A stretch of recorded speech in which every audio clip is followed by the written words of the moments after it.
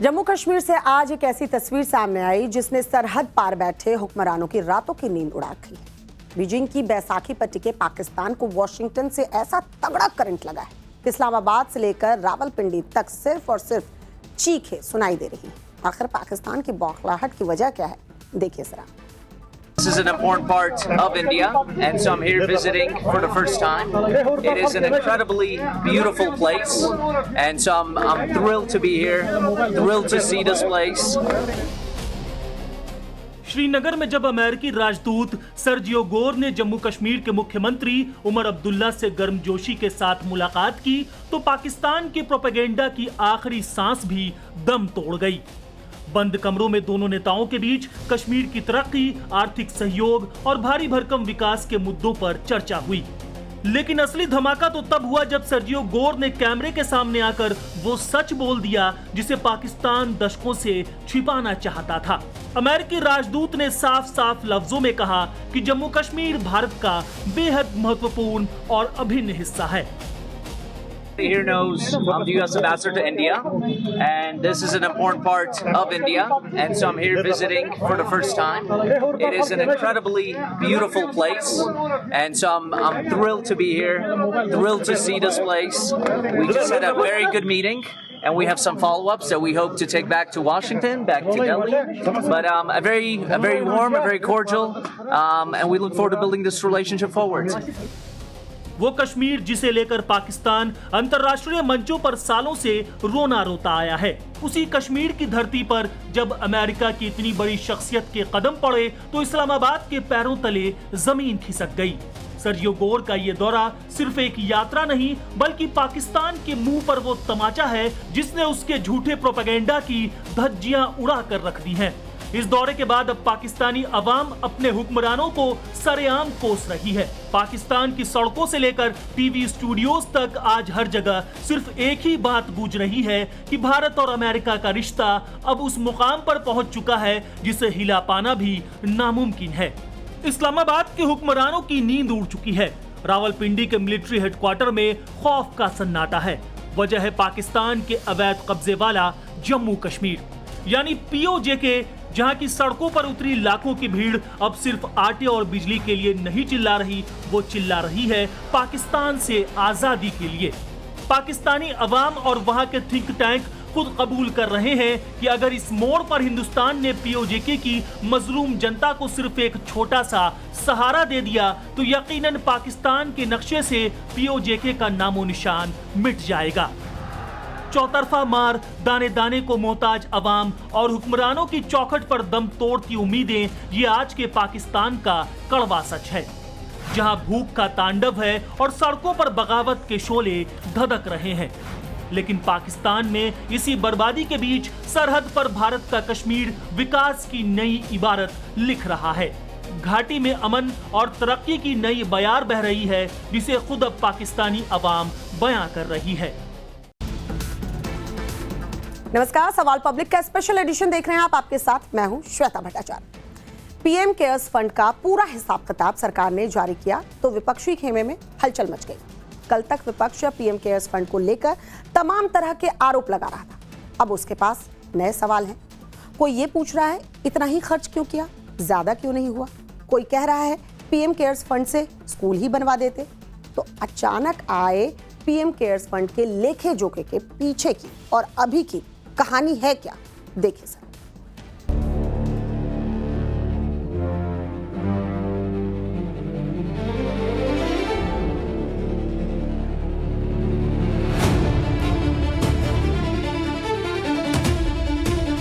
सबसे पहले तो मैं चाहूंगा कि ये पीएम केयर फंड की जांच होनी चाहिए और उन अधिकारियों के खिलाफ, चाहे उसमें प्रधानमंत्री जी क्यों ना हो।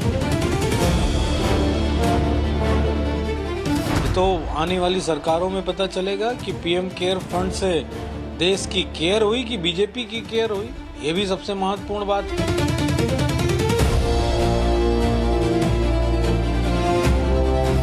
तो एक तरफ स्कूल्स के लिए कहा जा रहा है कि फंड्स नहीं है और दूसरी तरफ पीएम केयर्स फंड में 8,500 करोड़ रुपए पड़े हुए हैं। देश में पीएम केयर्स फंड को लेकर राजनीति तनी हुई है। सुझाव से लेकर संदेह और विपक्ष के राजनीतिक ताव से लेकर तीरंदाजी तक सब चालू है। जो आपको समझ आए उठा लीजिए टाइप। कल तक जो विपक्ष पीएम केयर्स फंड में घोटाला, गड़बड़ झाला और हेराफेरी वाला राग अलाप रहा था, अब वो दूसरी पिच पर खेल रहा है। क्यों? क्योंकि पीएम केयर्स फंड का पूरा लेखा जोखा सरकार ने सामने रख दिया है। पहले सीधा गणित देखिए, फिर गणित पर चल रही राजनीति भी दिखाएंगे। गणित यह है कि मार्च 2025 तक पीएम केयर्स फंड की कुल राशि बढ़कर 8,452 करोड़ रुपए हो गई है, जिसमें एक साल में 1,279 करोड़ रुपए की बढ़ोतरी दर्ज की गई। 2024-25 में फंड का शुरुआती बैलेंस 7,173 करोड़ रुपए था। तो इधर ताजा ऑडिट आया, उधर विपक्षी खेमे और इसके इकोसिस्टम में हलचल मच गई। कांग्रेस प्रवक्ता पवन खेड़ा ने ट्वीट कर लिखा, 8,452 करोड़ में सिर्फ 0.01% का ही इस्तेमाल हुआ है, जबकि देश भर में प्राकृतिक आपदाओं ने समुदायों को तबाह कर दिया है और हजारों लोगों को राहत और पुनर्वास की जरूरत है। लोग परेशान हैं और 8,452 करोड़ बेकार पड़े। क्या प्रधानमंत्री को परवाह है? शायद नहीं। अब कांग्रेस के ये आरोप नए और अलग है, क्योंकि पीएम केयर्स फंड को लेकर जो आरोप अभी तक विपक्ष लगाता आया था और जो लेखा जोखा हिसाब किताब आया, वो उन आरोपों के ठीक उलट था। दरअसल एक इकोसिस्टम पीएम केयर्स फंड को लेकर कई तरह के आरोप लगाता रहा है। जैसे पीएम केयर्स फंड को कई लोगों ने बीजेपी और आरएसएस का निजी फंड बताया। कुछ विपक्षी नेताओं ने पीएम केयर्स फंड को बीजेपी का पार्टी फंड बताया। तो ये भी कहा गया कि फंड में हेराफेरी और लूट हो रही है। कुछ विपक्षी नेताओं की तरफ से पीएम केयर्स फंड को महामारी के दौरान लूट तक कहा गया। सबसे पहले तो मैं चाहूँगा कि ये पीएम केयर फंड की जांच होनी चाहिए और उन अधिकारियों के खिलाफ, चाहे उसमें प्रधानमंत्री जी क्यों ना हो, उनके खिलाफ मुकदमा दर्ज होना चाहिए। एक तरीके से उन्होंने एक्सटॉर्शन किया, क्योंकि जब सरकार खुद कह रही है कि ये सरकारी एजेंसी नहीं है, ये तो एक एनजीओ टाइप है, तो एनजीओ लोगों की तनख्वाह से पैसे कैसे काट सकता है? समाजवादी पार्टी के लिए तो लगता है कि पीएम केयर्स फंड का ये पूरा हिसाब किताब ही बड़ा भारी हो गया, क्योंकि जिस फंड में एक साल में 1,279 करोड़ की बढ़ोतरी हुई, उस पर भी समाजवादी सवाल दाग रहे। पीएम केयर फंड में जिस तरीके से चीजें हो रही हैं, इसका जवाब तय होना चाहिए। खर्च कहाँ हो रहा है, जवाबदेही तो सरकार ने बंद कर दी है। ये सबसे दुर्भाग्यपूर्ण है। ये तो आने वाली सरकारों में पता चलेगा कि पीएम केयर फंड से देश की केयर हुई कि बीजेपी की केयर हुई। ये भी सबसे महत्वपूर्ण बात है। तो कहीं ऐसा तो नहीं कि विपक्ष का मामला चित भी मेरी पट भी मेरी टाइप चल रहा है, क्योंकि पहली बार ऐसा हुआ है कि सरकार ने पीएम केयर्स फंड के हिसाब किताब को सार्वजनिक किया है। पहले विपक्ष हल्ला मचाता था कि पीएम केयर्स फंड की जानकारी बाहर क्यों नहीं आती। अब आई है तो पूछा जा रहा है कि इतने पैसे हैं तो खर्च क्यों नहीं हो रहे।